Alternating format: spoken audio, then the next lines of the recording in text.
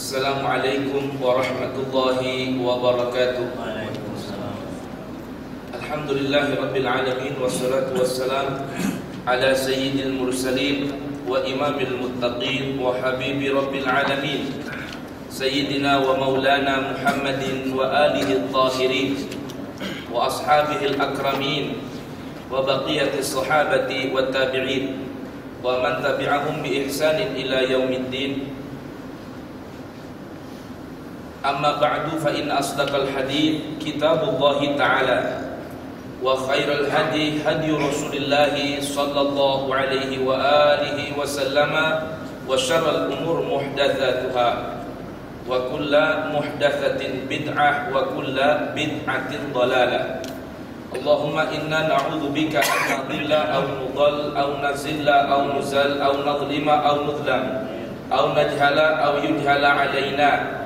Rabbana atina min ladunka rahmatan wa hayyi' lana min amrina rasyada. Rabbana la tuzigh qulubana ba'da idh hadaitana wa hab lana min ladunka rahmatan innaka antal wahhab. Rabbana innaka jami'un nasi liyaumin la raiba fihi innaka la tukhliful mi'ad. Rabbi zidni ilma wa wassi' fi rizqi wa barik li fima razaqtani waj'alni mahbuban fi qulubi ibadik wa azizan fi uyunihim waj'alni wajihan fid dunya wal akhirati wa minal muqarrabin ya kathiran nawal ya hasanal fi'al ya qa'iman bila zawal ya mubdi'an bila mithal falakal hamdu walakal minnah walakash syaraf ala kulli hal. Wa sallallahu ala sayyidina Muhammadin wa alihi at-tahirin wa sahabatil akramin walhamdulillahi rabbil alamin.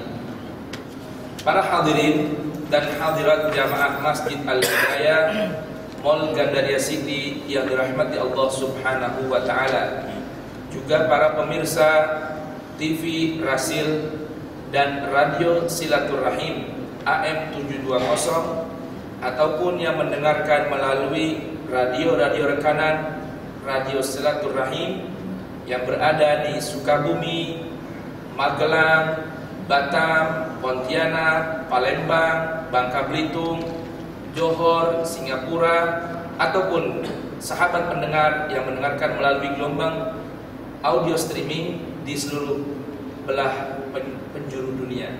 Alhamdulillah, kita sambung lagi kajian kita di siang hari ini, yaitu kajian tentang tuntunan salat menurut riwayat hadis yang disusun oleh Kiai Haji Muhammad Ihya Ulumuddin, pengasuh Pondok Pesantren Nurul Haramain, Pujon, Malang, Jawa Timur. Sampai kita pada tema yang pertama, yaitu keutamaan dan hikmah salat. Tentunya kemarin sudah kita sedikit sampaikan tujuan utama dari pelaksanaan ibadah salat adalah demi mempererat hubungan antara makhluk dengan Al-Khaliq, Allah Tabaraka wa Ta'ala. Dan buah yang diinginkan oleh Allah Subhanahu wa Ta'ala dari melaksanakan salat adalah tanha 'anil fahsya'i wal munkar, dapat mencegah dari perbuatan keji dan perbuatan mungkar. Oleh karenanya, perlunya kita mempraktekkan sholat sejalan dengan apa yang pernah diajarkan oleh baginda Rasul sallallahu alaihi wasallam yang disaksikan oleh para sahabatnya.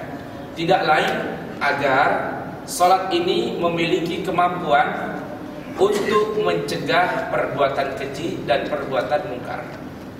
Oleh karenanya, sebagaimana tadi diterangkan oleh Allah Tabaraka wa Ta'ala dalam Al-Ankabut ayat 45 tadi, kita sedikit bacakan beberapa keutamaan dan hikmah salat yang dirangkum dalam buku ini.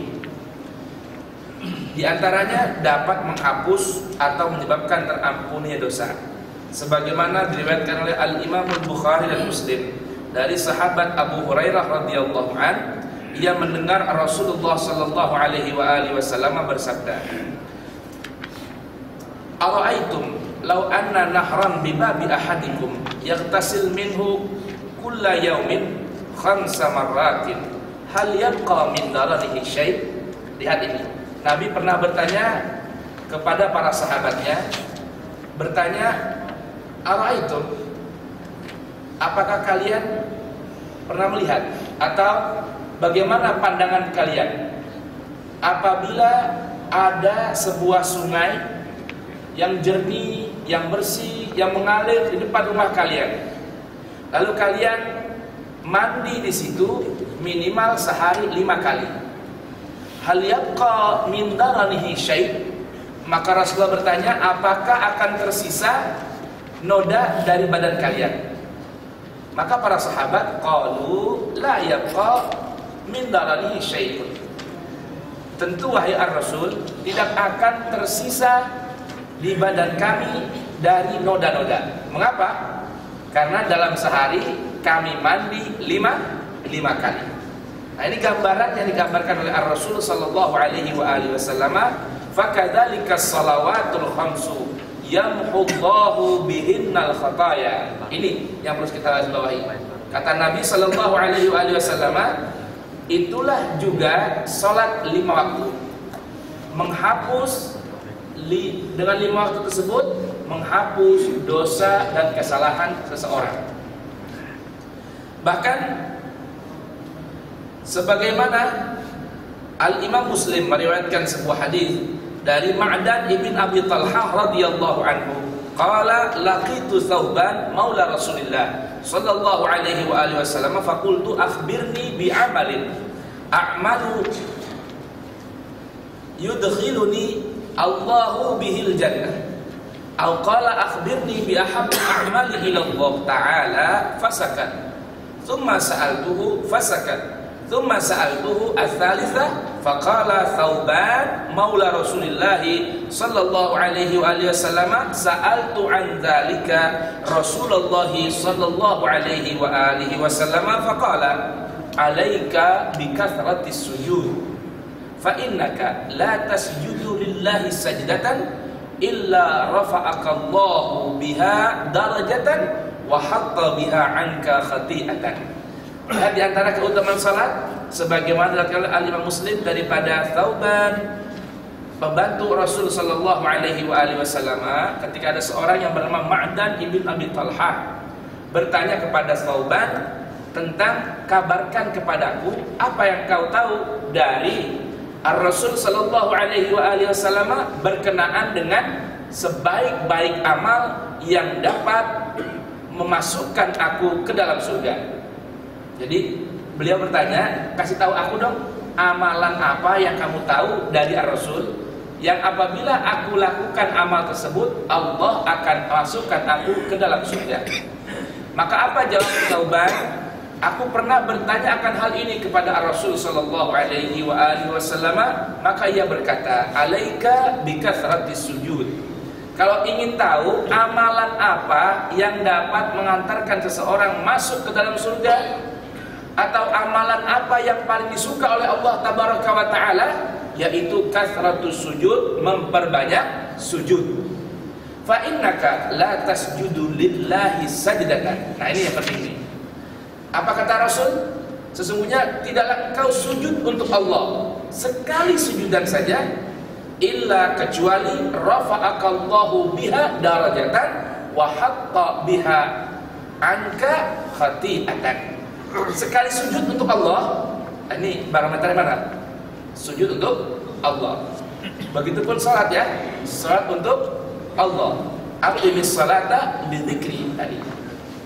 Setiap kali kita sujud, menempelkan kening kita untuk Allah, menempelkan kening di atas tanah untuk Allah, maka diangkatlah untuk kita 1 derajat oleh Allah Subhanahu wa taala, dan diturunkan, dihilangkan untuk kita 1 kesalahan. Allahu Akbar. Lihat ini. Ini keutamaan salat. Belum lagi sebuah sabda Nabi sallallahu alaihi wasallam, bahwa Nabi sallallahu alaihi wasallam pernah bersabda, awwalu ma yuhasabu bihil abdu yaumal qiyamah as-salat. Pertama kali yang dihisab, yang diperhitungkan oleh Allah Tabaraka wa Ta'ala dari sekian banyak amal-amal seorang manusia, itu sholatnya. Kalau sholatnya bagus, maka seluruh amalnya akan dinilai bagus oleh Allah Subhanahu wa Ta'ala. Tapi ingat ya, tadi tuh parameternya, la tasjudu lillahi sajdatan. Sholat kita, sujud kita hanya untuk Allah, bukan untuk yang lain. Kenapa? Ada sebuah hadis dari Ar-Rasul sallallahu alaihi wasallam tentang definisi orang yang bangkrut. Rasul pernah bertanya kepada para sahabat, tahukah kalian siapa orang yang bangkrut? Apa kata Nabi? Sahabat nggak tahu. Allah wa Rasuluhu a'lam, kata para sahabat. Tapi kami tahu orang yang bangkrut itu man la dirham lahu wala dinar. Orang yang nggak punya dirham ataupun dinar, yang nggak punya rupiah ataupun yang nggak punya dolar, ibaratnya gitu. Kata Rasul sallallahu alaihi wasallam, orang yang bangkrut itu orang yang datang menghadap Allah nanti di hari kiamat membawa salatnya. Maksudnya membawa salatnya, membawa amal salatnya, membawa puasanya, membawa zakatnya, membawa hajinya. Namun sayang, mulutnya mencela orang, mulutnya mencaci orang, mulutnya menghibah orang, sehingga diberikan kebaikan apa atau pahala orang tersebut kepada orang yang dizalimi dengan mulutnya, yang dizalimi dengan perbuatannya, yang dizalimi dengan ucapannya, yang dizalimi dengan jabatannya. Diberikan dari kebaikan orang tersebut kepada si korban, sehingga tidak tersisa, habis kebaikannya. Oleh karenanya kita jangan pernah hanya mengandalkan amal-amal soleh kita saja tanpa menjaga ucapan dan perbuatan kita. Lihat dalam sebuah sabda yang lain, Ar-Rasul sallallahu alaihi wasallam memberikan definisi siapa sih orang muslim itu. Siapa sebenarnya orang muslim? Orang muslim itu man salimal muslimuna min lisanihi wa yadihi. Seorang muslim sejati itu adalah yang orang muslim lain selamat dari mulut dan perbuatannya, mulut dan tangannya. Itulah yang disebut dengan seorang muslim yang sejati. Oleh karenanya kajian kita di sini ingin menyampaikan berbagai riwayat hadis berkenaan dengan kaifiyah atau tata cara sholat. Selama hadis itu dapat dibenarkan, dapat dipertanggungjawabkan, kita gunakan. Agar ketika ketika melihat perbedaan, kita dapat menyikapi dengan berlapang dada. Nah, adapun bagian pertama saya rasa dapat dibaca ya. Kita akan masuk pada bagian yang kedua. Apa itu tema yang kedua?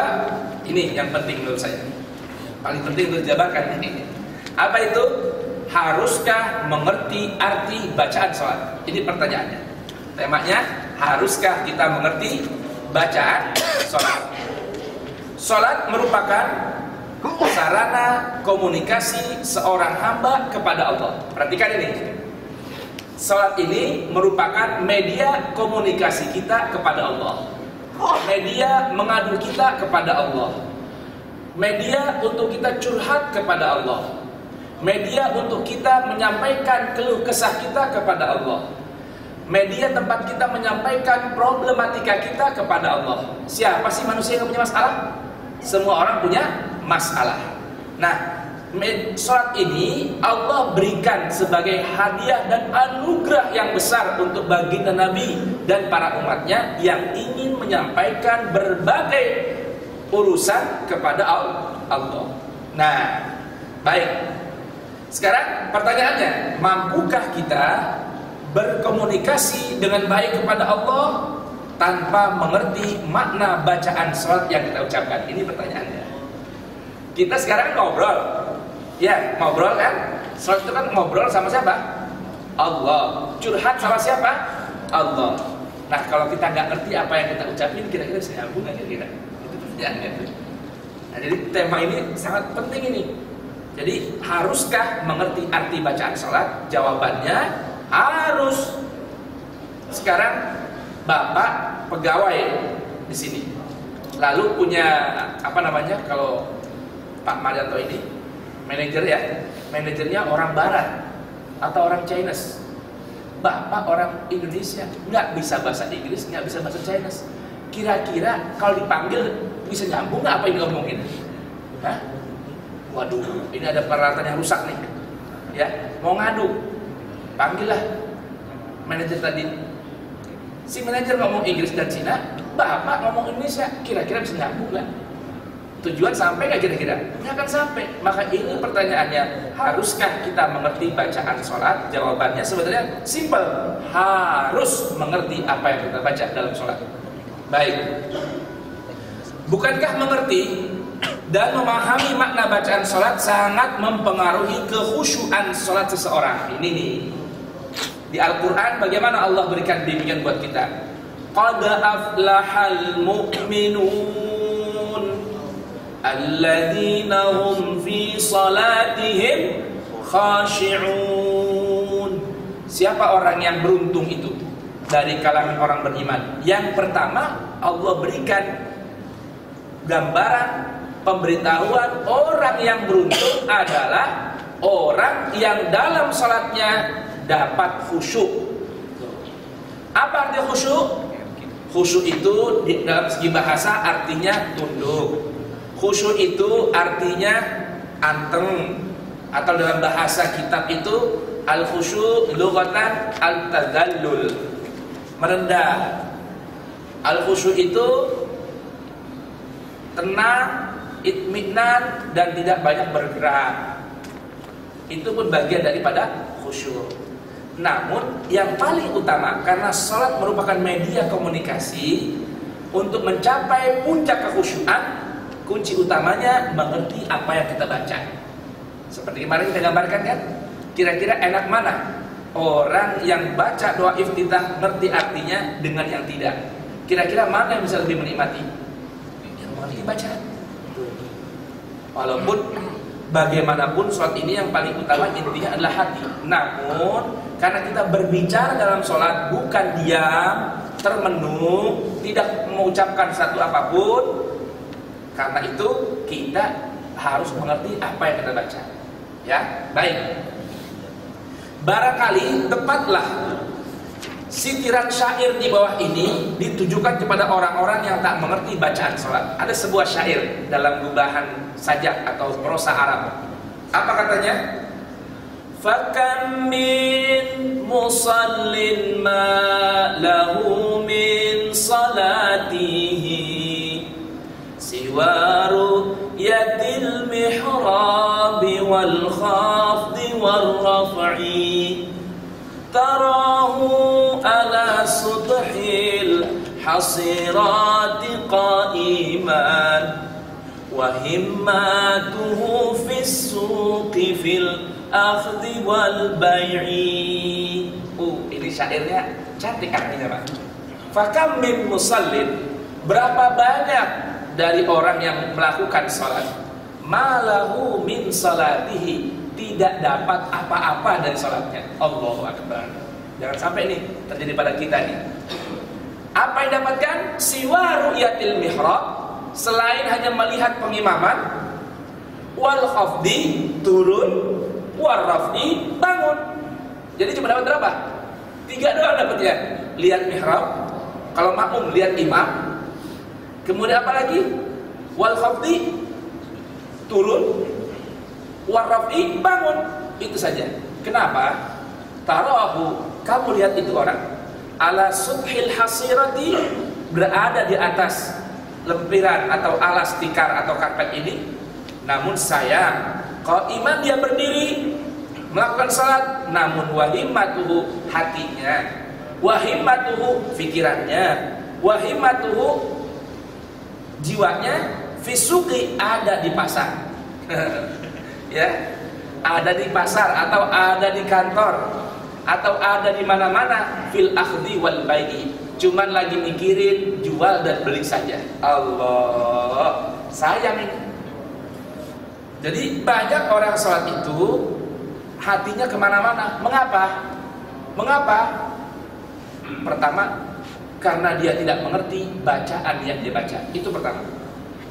Lihat dalam surat An-Nisa ayat 43 Allah berfirman, Ya ayyuhalladzina amanu la taqrabus salata wa antum sukara hatta ta'lamu ma taqulun. Lihat ini. Wahai orang-orang yang beriman, la taqrabus salat, jangan kalian dekat-dekat dengan salat, atau jangan kalian kerjakan salat. Wa antum sukara, dikala kalian sedang mabuk. Ini ayat memang bagian dari proses atau tahapan pengharaman minuman keras. Jadi pahamin ayat ini, oh berarti orang boleh mabuk, bukan ya. Ini kan dalam Islam ada tahapan atau proses minuman keras tidak langsung diharamkan oleh Allah, namun bertahap diharamkannya, hingga akhirnya diharamkanlah minuman keras selama-lamanya bagi orang yang beriman, bagi setiap individu muslim. Sehingga ada sebuah riwayat menceritakan di kala itu kota Madinah seperti banjir. Banjir dari apa?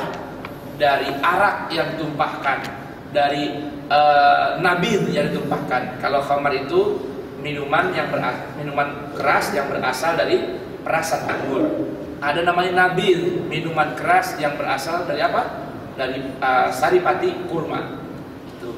Ada lagi dari delima, atau kalau dari kita dari mana? Legen, dari buah siwalan seperti itu, ya. Air itu air niranya. Baik. Nah, di sini Allah katakan hatta ta'lamu ma taqulun. Di sini Allah firmankan sehingga kalian ta'lamu, mengerti, tahu ma taqulun, apa yang kalian ucapkan. Perhatikan ini. Larangan sholat dalam kondisi mabuk, tidak sadarkan diri.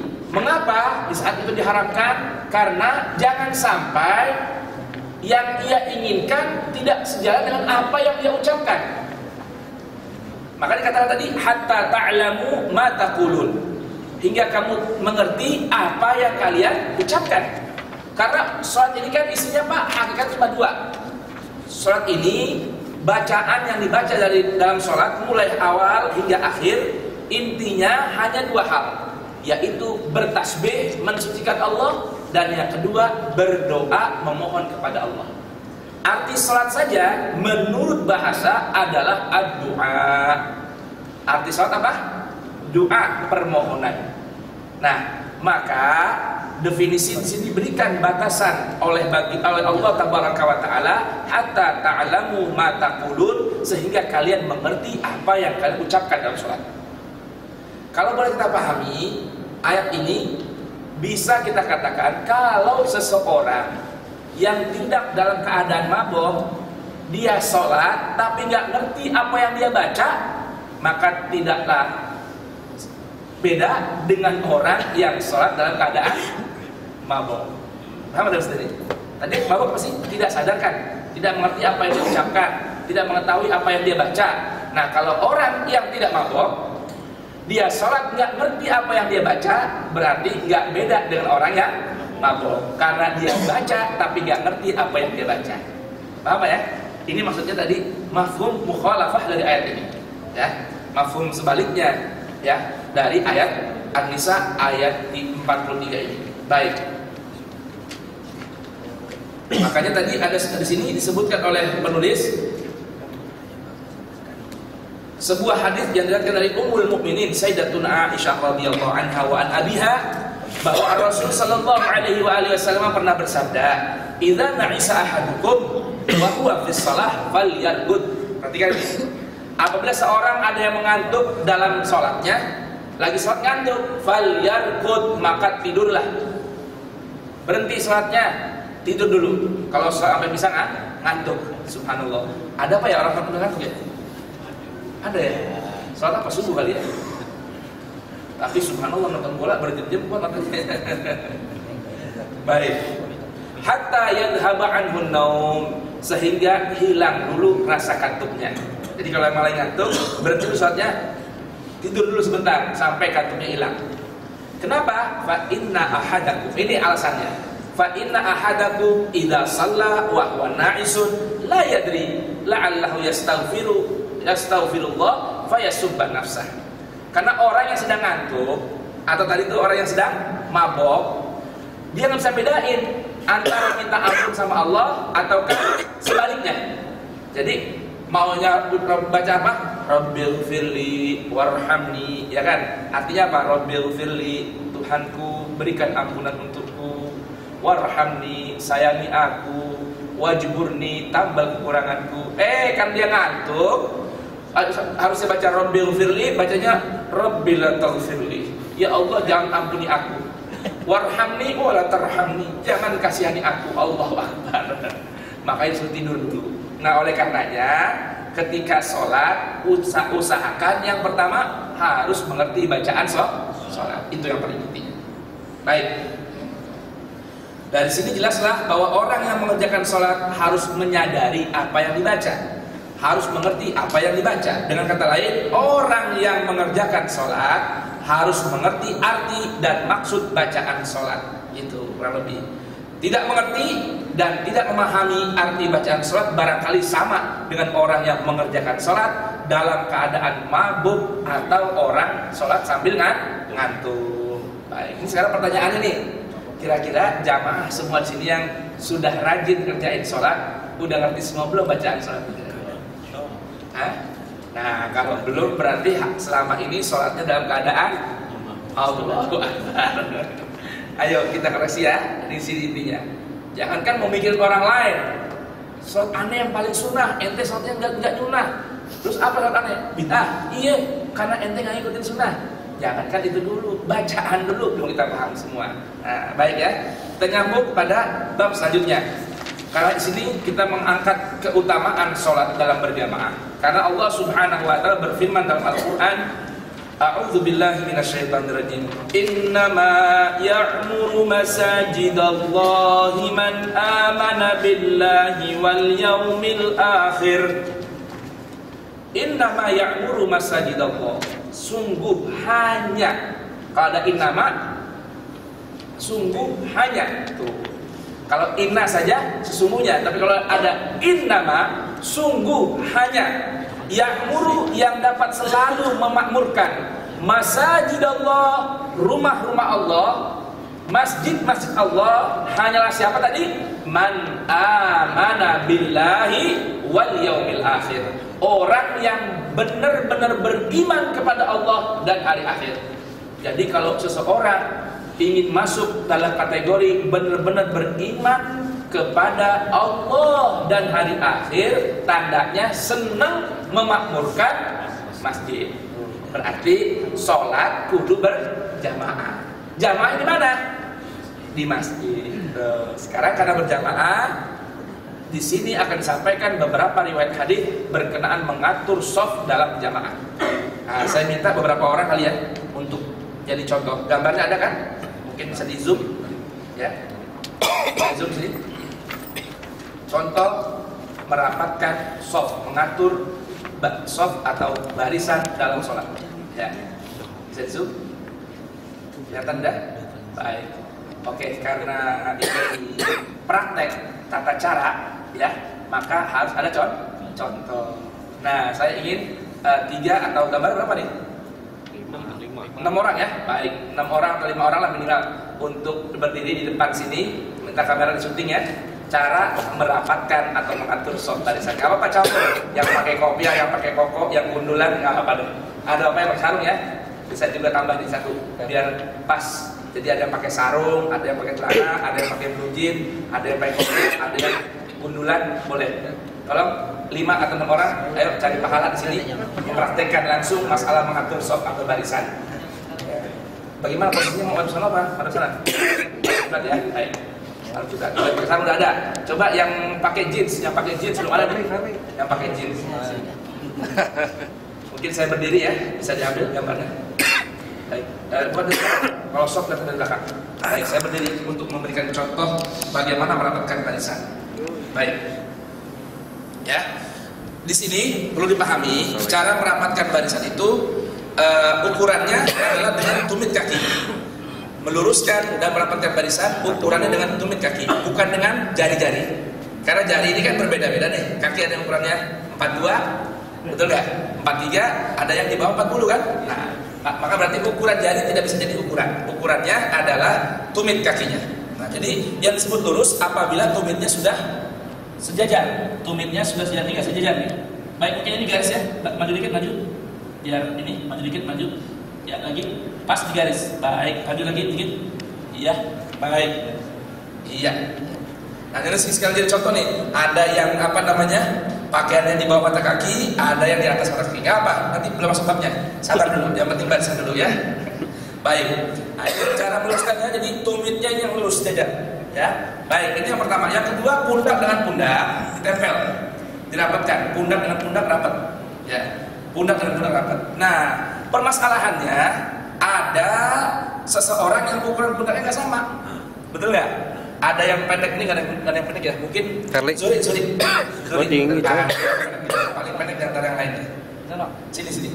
Baik. Nah, ini lihat ini. Tuh ya. Nah, saudara Zuri ini kan paling pendek kan pundaknya nggak sama. Ini tinggi. Sekarang bisa nggak jadi ukuran nih untuk tingginya pundak? Yang paling penting adalah merapatkan saja. Cuma sebenarnya ada cara yang diajarkan dalam riwayat hadis ini, merapatkan. Di mana rapatkannya? Mata kaki dengan mata kaki. Nah, ini agak repot nih. Lihat ya, tuh, lihat kakinya nggak sama tuh, nggak nempel tuh. Mata kaki dengan mata kaki nggak bisa nempel tuh, karena nggak terbiasa. Baik, ya, mungkin gambaran seperti ini, sopnya ini kurang rapat nih. Baik, ini ada bahkan sebuah riwayat, Nabi selalu mengutus seorang sahabat untuk menyela-nyela. Kalau ini nggak rapat, ini suruh rapetin. Ini nggak rapat, suruh rapetin.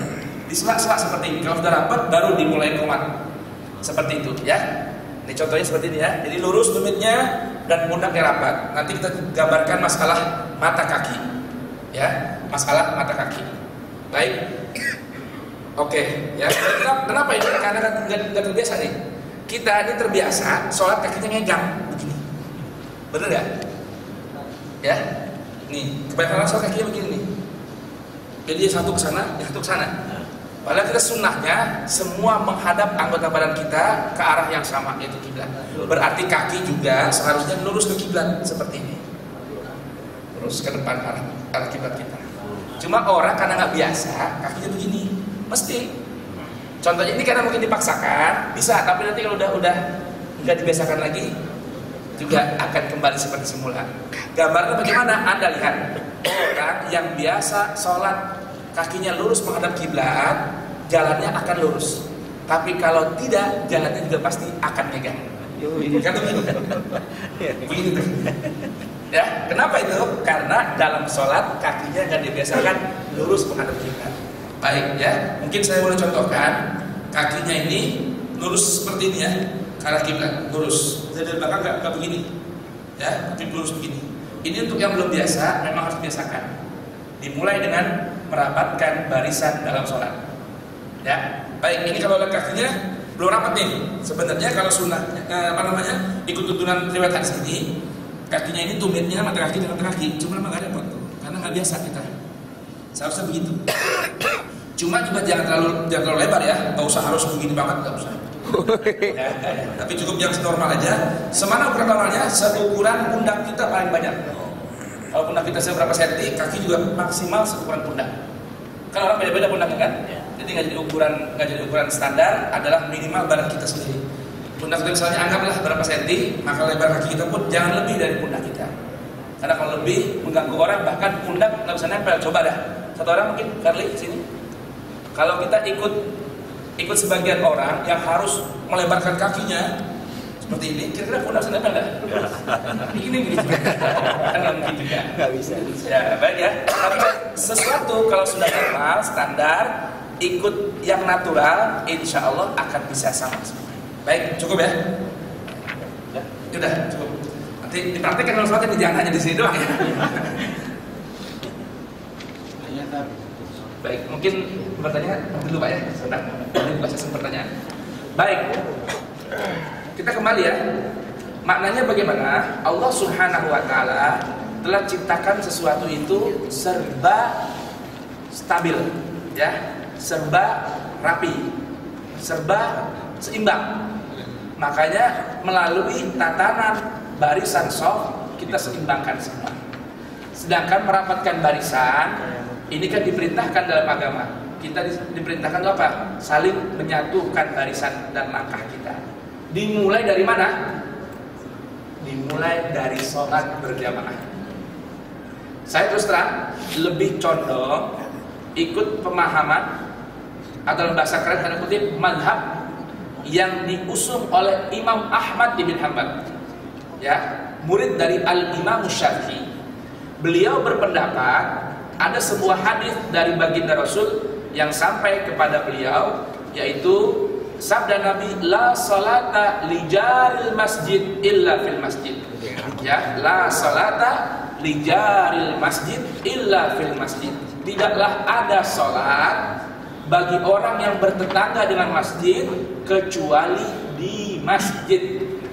Ini Imam Ahmad bin Hanbal memberikan pemahaman dari hadis ini, arti la salata ay la sihhata, tidak ada keabsahan dalam sholat bagi orang yang bertetangga dengan masjid kecuali di masjid.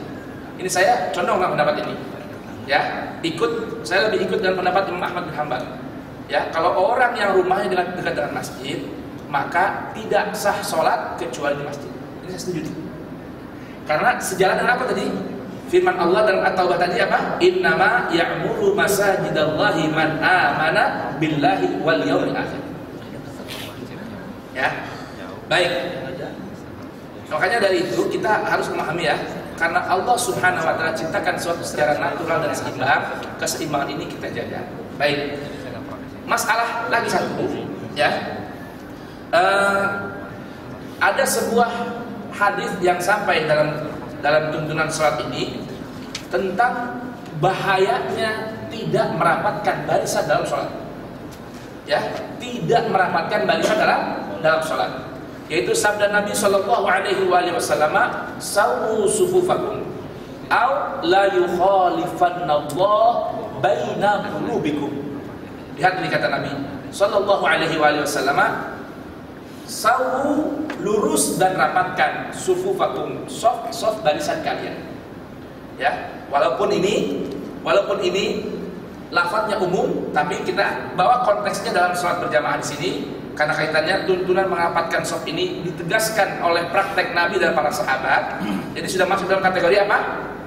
Sunnah amaliyah, ya, sunnah amaliyah. Maka saya katakan kan bahwa sunnah itu praktek, tauladan, gambaran yang diajarkan oleh baginda Nabi, dipraktekkan dan ditampilkan oleh para sahabat. Betul? Ini namanya sunnah. Kalau riwayat-riwayat yang diriwayatkan oleh perseorangan belum tentu masuk sampai derajatnya kepada kesunahan, apa kecuali tidak ada dalil lain yang berseberangan. Ya, karena perlu dipahami, ya, satu kaidah dalam masalah hadis, dalam mengambil pemahaman dari riwayat-riwayat hadis, apa itu?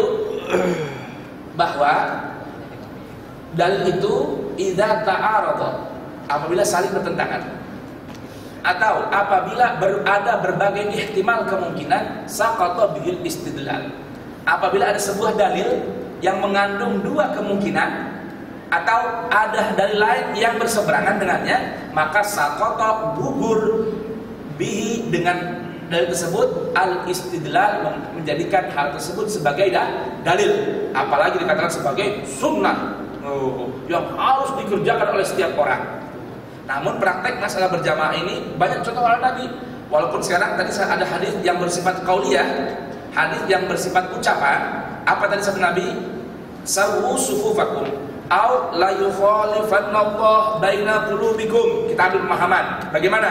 Rapatkan dan luruskan shaf kalian dalam sholat berjamaah. Kalau dalam praktek konteks umum, rapatkan barisan keislaman kalian tanpa membedakan kelompok, mazhab, pendapat, persepsi ataupun interpretasi. Kenapa? Kalau kalian tidak merapatkan barisan, konteks kita dalam masalah sholat berjamaah, apa tadi kata Nabi? Aula yukhalifannallah baina qulubikum. Kalau kalian tidak merapatkan barisan kalian, Allah akan pecah-pecahkan, akan buat perselisihan di antara hati-hati kalian. Tuh, jadi rupanya merapatkan barisan dalam sholat ini penting untuk apa? Menjadi sebuah landasan merapatkan barisan selepas kita keluar dari masjid.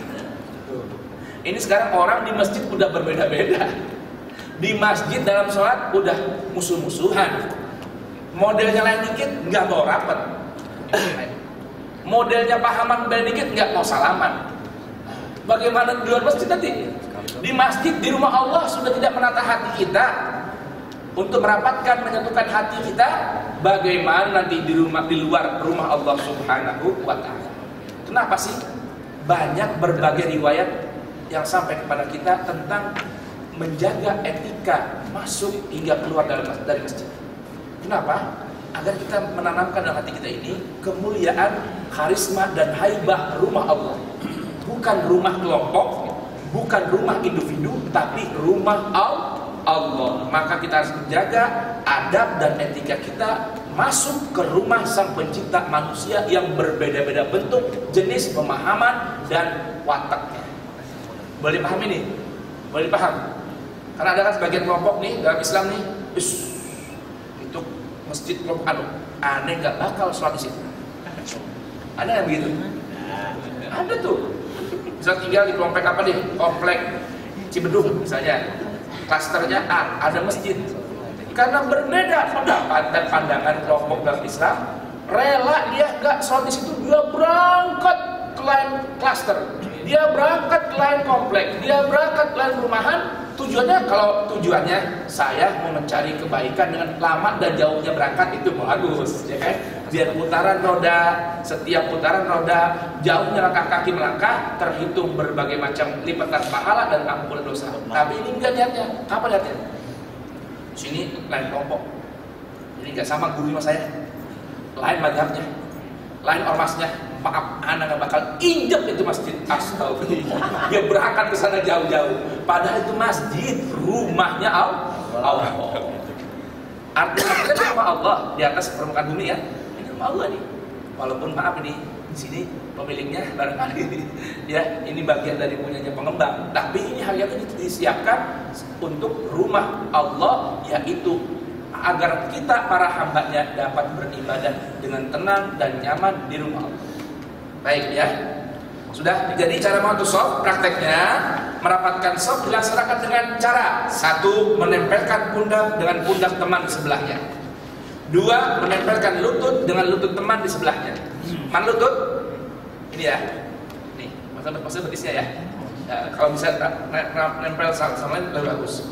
Kemudian menempelkan mata kaki dengan sisi telapak kaki dengan mata kaki dan sisi telapak kaki teman di sebelahnya. Baik ya. Jadi kalau mungkin saya boleh contohkan, satu orang aja cukup. Mungkin tadi ya, sini cara berdirinya ya, seperti ini kalau dia. Kalau ini, jadi lurusin kakinya. Nah, ini nempel, ya, nempel, pundak nempel. Ini minimal seperti ini, ya. Tanpa harus memaksakan melebar-lebarkan kaki, tidak bisa. Yang penting ukurannya seukuran pundak paling banyak. Pundak dengan satu sebelahnya menempel. Lutut dengan lutut nempel, mata kaki kalau memang tidak bisa tidak apa-apa, yang penting kaki kita serapatnya. Kalau bisa sih mata kaki dengan mata kaki menempel. Tapi tidak ini pundak dan lutut sudah menempel ya. Sudah saya paham ya? Baik. Kemudian doa setelah masuk shaf. Nah ini nih. Ini banyak orang nggak baca nih. Ini tolong dibaca di amal ini, dipraktikkan nih. Ini diriwayatkan oleh Al-Imam An-Nasa'i, Al-Imam Al-Bukhari dalam tarikhnya, serta Al-Imam An-Nawawi dalam adkarnya. Doa masuk shaf. Ya. Apa doanya bunyinya? Allahumma atini afdala ma tu'ti ibadakas salihin. Ya Allah, berilah aku seutama-utama apa yang Engkau berikan kepada hamba-hambamu yang saleh. Ya. Baik, ini jadi doa masuk shaf ya. Ketika sudah masuk dibaca doa ini. Ya. Ini kalau boleh kita melihat riwayat ini bukan ucapan Nabi. Perhatikan, ini bukan ucapan Nabi, namun ucapan salah seorang sahabat yang setelah itu Nabi bertanya selepas sholat, tadi saya dengar ada orang yang berdoa ketika masuk shaf. Siapa? Angkat tangan dia. Apa yang kau baca? Dia bilang, saya baca Allahumma atini afdala ma tu'ti ibadakas salihin. Kata Nabi, idzan ustushhidta, engkau akan mati dalam keadaan syahid. Kan sebaik-baik keutamaan itu kan mati dalam keadaan syahid. Jadi akan banyak berbagai riwayat tentang keutamaan mati syahid. Orang yang mati syahid itu kepengen hidup lagi, kepengen mati syahid lagi, agar berulang-ulang keutamaannya. Subhanallah ya. Nah ini perhatikan, masalah membaca doa ini bukan doa yang diajarkan Nabi, tapi ini spontanitas, inovasi orang yang dengan tulus mengucapkan doa itu lalu dijadikan amalan dan sunnah oleh Nabi. Gitu. Paham ya? Baik. Allahumma atini afdala ma tu'ti ibadakas salihin. Boleh kita baca? Ayo kita baca sama-sama. Bismillahirrahmanirrahim. Allahumma atini afdala ma tu'ti ibadakas salihin. Baik, ini berkaitan dengan sof ya. Adapun doa atau amalan zikir yang dibaca antara setelah qabliyah sebelum qomat banyak ya. Boleh dibuka dalam kitab Al-Adhkar yang disusun oleh Al-Imam Nawawi. Di antaranya disunnahkan kita baca subhanallah 10 kali, la ilaha illallah 10 kali, alhamdulillah 10 kali, Allahu akbar 10 kali, astaghfirullah 10 kali, ayat kursi 1 kali, qul a'udzu birabbin nas sekali. Kemudian masuk shaf baca doa Allahumma atini afdhala ma tu'ti ibadakas salihin ya. Baik, mungkin untuk lengkapnya zikirnya bisa dibuka dalam kitab Al-Adhkar yang disusun oleh Al-Imam An-Nawawi. Baik, bab yang keempat, niat dalam sholat. Waktu kita tinggal beberapa menit lagi ya. Kira-kira besok bisa hatam kan? Kira-kira kalau besok nggak hatam, masih nyambung nggak di minggu depannya? Masih siap? Nyambung? Siap ya? Cuma kameramen siap nih? Siap ya? Baik. Bab yang keempat, niat dalam sholat. Masalah niat. Nah ini yang suka rame nih ya. Sebagian kelompok ada yang memahami niat itu sunnah ya, ada yang mengatakan wajib, ada juga yang melafazkannya dikatakan bid'ah. Ini bagaimana kira-kira? Nah, ya. Baik. Di sini dalam hadis riwayat Al-Bukhari ya diriwayatkan bahwa dari sahabat Sayyidina Umar bin Khattab radhiyallahu an, Nabi sallallahu alaihi wasallam berkata, "Innamal a'malu binniyat." Innamal a'malu binniyat. Di sini ada kalimat innama. Ya, maka Al-Imam Syafi'i mengatakan bahwa arti hadis ini adalah sesungguhnya sah atau tidaknya sebuah amal perbuatan itu bergantung niatnya. Ya, bergantung niatnya. Baik. Namun perlu dipahami, niat itu tempatnya di hati. Niat itu tempat di mana? Di hati. Ya, karena niat ini adalah amalan hati. Lihat bagaimana Allah Tabaraka wa Ta'ala ceritakan tentang Nabi Ibrahim. Ya, watlu naba'a Ibrahim idja'a rabbahu biqalbin salim. Ya, lihat Nabi Ibrahim ini. Nabi Ibrahim datang menghadap Allah dengan hati yang selamat. Maknanya membawa niat. Karena sah tidaknya sebuah amalan, bahkan efek yang akan dihasilkan dari sebuah amalan ini bergantung niatnya. Baik, sekarang di mana tempat niatnya sholat? Nah, menurut mazhab Imam Syafi'i, bisa dilihat dalam kitab Al-Majmu', syarah kitab Al-Muhadzab, tempat niat itu dalam sholat ketika takbiratul ihram. Takbiratul ihram. Namun Al-Imam Abu Hanifah dan Al-Imam Ahmad meriwayatkan sebuah riwayat bahwa niat sholat dapat dilakukan sebelum sholat, sebelum takbiratul ihram. Jadi misalnya gini, kan sholat itu dimulai dengan takbiratul ihram, diakhiri dengan salam. Nah, menempatkan niat ini yang jadi perbedaan pendapat di antara para ulama. Tentunya dikarenakan perbedaan riwayat. Ya, Al-Imam Syafi'i memahami karena miftahus shalah adalah at-takbir. Kuncinya salat itu adalah ketika takbiratul ihram, maka beliau memahami bahwa tempat niat dalam sholat ketika takbiratul ihram. Al-Imam Abu Hanifah dengan Al-Imam Ahmad ibn Hanbal meriwayatkan riwayat yang agak berbeda, bahwa Nabi Shallallahu Alaihi Wasallam pernah menjelaskan ketika orang yang berangkat menuju masjid untuk sholat, maka orang tersebut sudah berada dalam sholat. Walaupun ulama lain memahami maknanya, memang pekerjaan sholat belum dimulai, tapi maksud hadis ini bagaimana? Mendapatkan pahala sholat. Nah, Al-Imam Abu Hanifah atau Al-Imam Ahmad bin Hanbal memahami bahwa niat itu nggak perlu ketika takbiratul ihram. Yang penting udah berdiri, cukup niat, aku niat sholat zuhur berjamaah misalnya. Nah, ketika Allahu Akbar nggak niat lagi, sah sholatnya. Ini beda apa nih? Beda riwayat. Enak gak kalau kita bisa memahaminya? Kenapa? Ini manfaat loh. Buat siapa? Contohnya buat orang yang punya penyakit was-was. Pernah kalian orang yang sholatnya was-was? Usolli fardhu arba'a raka'atin ma'muman lillahi ta'ala. Astagfirullah. Bismillahirrahmanirrahim. Usolli fardhu lillahi ta'ala ma'muman. Allahu Akbar. Mana ada terang gitu? Nah, itu ajarin aja. Udah, ente jangan bingung-bingung. Niat di hati sebelum takbir. Terus, gimana? Udah, niat berdiri. Niat saya mau sholat zuhur 4 rakaat. Jadi makmum. Allahu Akbar. Jadi udah. Nggak usah repot. Boleh. Kata siapa? Al-Imam Abu Hanifah meriwayatkannya. Enak gak gitu kira-kira?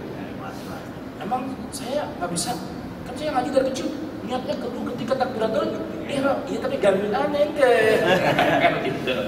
Aneh jadi ganggu, nggak bisa khusyuk gara-gara ente. Kenapa kita udah Allahu Akbar, sebelah kita usul. Allah, kadang sampai tangan tinggi-tinggi Allahu Akbar. Tapi anehnya, kalau imam udah ruku, jadi itu sholatnya langsung. Bener gak nih? Benar atau begitu? Ketika imam udah ruku nih, Allahu Akbar, imam ruku udah. Nah, ditakut ketinggalan tuh langsung sholli fardhu Allahu Akbar. Jadi itu langsung tuh. Nah, ini tandanya itu was-was tuh, gangguan dari setan. Udah ajarannya kasih tahu, udah nggak apa-apa, ya nggak apa-apa. Bahkan Al-Imam Abu Yusuf, lihat ini, Al-Imam Abu Yusuf ini murid dari Al-Imam Abu Hanifah, murid dari Imam Abu Hanifah. Bahkan memahami hadis yang serupa dengan apa? Karena Nabi bilang orang yang mau berangkat sholat itu sudah berada dalam sholat, cukup niatnya di rumah aja. Allah, nggak repot kan Islam? Kalau kita belajar, harusnya hati semakin luas. Kalau kita semakin banyak mengerti, tapi yang sunnah ini yang begini, nah ini namanya bukan belajar, ini namanya ini. Lihat Al-Imam Abu Hanifah dengan Imam Ahmad meriwayatkan hal. Imam Syafi'i guru Imam Ahmad lagi, tapi pemahamannya bisa berbeda dengan seorang murid. Selama teksnya mengandung multi arti, maka seseorang berikhtiar untuk memahami sebuah dalil selama tidak ada pertentangan, dipersilakan. Lihat Al-Imam Syafi'i. Ada ucapan Imam Syafi'i bagaimana kata beliau? Idza shahal hadits, apabila ada sebuah hadis sahih sanadnya, ya, maka kata beliau, bawa kepada Al-Quran. Bila cocok, gunakan. Bila tidak, maka pemahaman aku ikut yang Al-Quran. Itu kata Imam Syafi'i. Ada sebuah riwayat lain dari Imam Syafi'i, beliau mengatakan, idza sahal hadis fa huwa madhhabi. Madhabku itu, kalau hadis itu sahih, menepati 5 kriteria syarat menjadi hadis sahih, apa itu nanti kita bahas, maka itulah madhabku, kata Imam Syafi'i.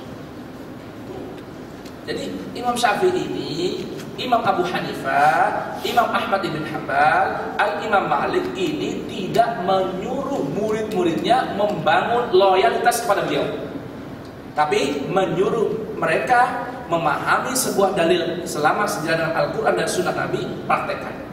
Jadi ini yang bikin sebutan madhab itu bawahannya. Imam Syafi'i nggak nyuruh, ayo ikutin madhab aneh ya, ini yang benar. Enggak tuh. Imam Syafi'i begitu. Imam Malik apa ucapannya yang sangat terkenal? Kullun yu'khadhu minna wa yuraddu alaih illa sahibil hadil hadra atau sahibi hadil qabr. Kata Imam Malik, segala pandangan dari kita boleh diambil, boleh ditolak kecuali apa yang dicontohkan oleh pemilik kubur ini, baginda Rasul sallallahu alaihi wasallam. Jadi Imam Malik nyuruh orang ikutin madhabnya enggak? Nyuruh orang ikutin pemahamannya tidak? Tidak. Selama sejalan Al-Quran Sunnah silahkan ikuti. Nggak nyuruh kita ini yang kadang kelebihan. Ya, kudu. Jangan Imam Syafi'i yang zaman lebih dulu. Kadang kita udah mengajarkan paham murid, paham. Ingat ya, ingat kata guru nih. Ikutin kata guru. Tuh, orang di doktrin nggak boleh memahami pahaman lain. Harus jalan dengan pahaman dia. Ini yang tidak betul. Tapi harus jalan dengan pahaman Al-Quran dan praktek, yaitu sunnah Nabi sallallahu alaihi wasallam. Boleh dipahami? Baik, selanjutnya waktu sudah lebih, harus kembali ke kantor melaksanakan amalan yang lain. Mudah-mudahan esok bisa kita sambung lagi. Wallahu taala a'lam bissawab. Subhanakallahumma wa bihamdika asyhadu an la ilaha illa anta astaghfiruka wa atubu ilaik. Walhamdulillahi rabbil alamin.